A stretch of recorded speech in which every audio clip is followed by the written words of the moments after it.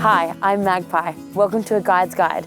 Today, we're learning how to build and light a campfire. Before you get started on building your campfire, there are a couple of really important safety things that you need to consider. 1. Have you checked to make sure there isn't a total fire ban or any fire restrictions? Make sure that you do that because there's no way you should be lighting a fire in a total fire ban. Make sure that your hair is pulled back and that you're not wearing any loose or baggy clothing that can get in the way.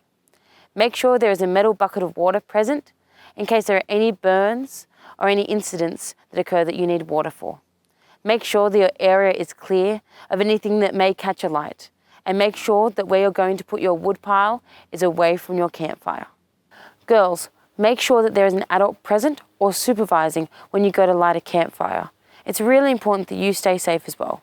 Make sure you follow all this safety information before you're ready to light a fire. So you've gathered your wood in a nice pile, but this won't do. You need to make a graded wood pile. A graded wood pile is where you sort your wood by size. To start off with, we're going to gather some punk. Punk is dry twigs, sticks and leaves that is going to be the bottom of your campfire. I'm going to make my graded wood pile on this tarp here, but you can also make it on 2 thick logs that are set parallel to each other. Next, you're going to pick up some thin sticks.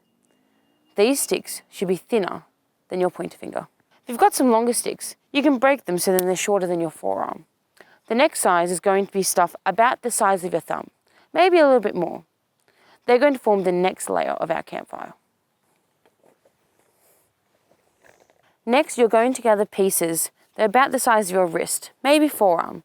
These are the next level of your campfire and where we get into the longer burning things.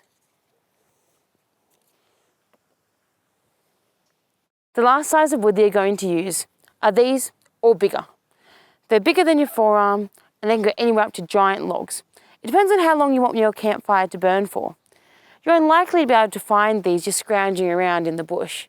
Instead, you might want to use the woodshed that's available at a campsite, or bring your own. Now that our wood pile is all sorted, we're ready to go.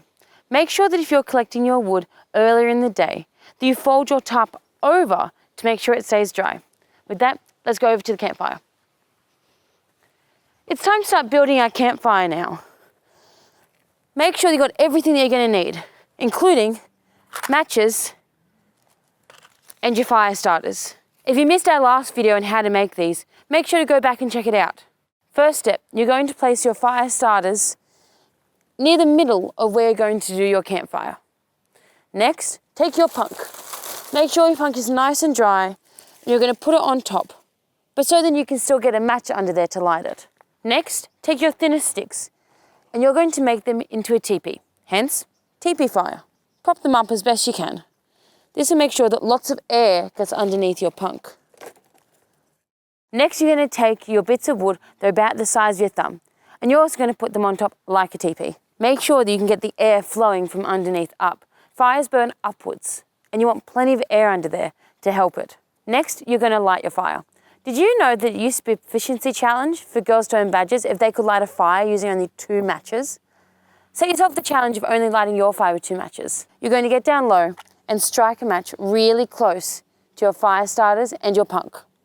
You're going to watch to make sure that your flames are catching. And if you need to, give soft little blows, aiming underneath your fire. As your fire is catching, you may need to just slightly rearrange your fire, making sure that everything has the chance to catch. As your fire catches, make sure to keep adding the next stages of wood to make sure that your fire keeps going. As you can see now, our fire is going nice and strong. We're going to keep monitoring our fire to make sure that we give it the fuel that it needs. There are many different types of fires that you can make, from cob houses to star fires.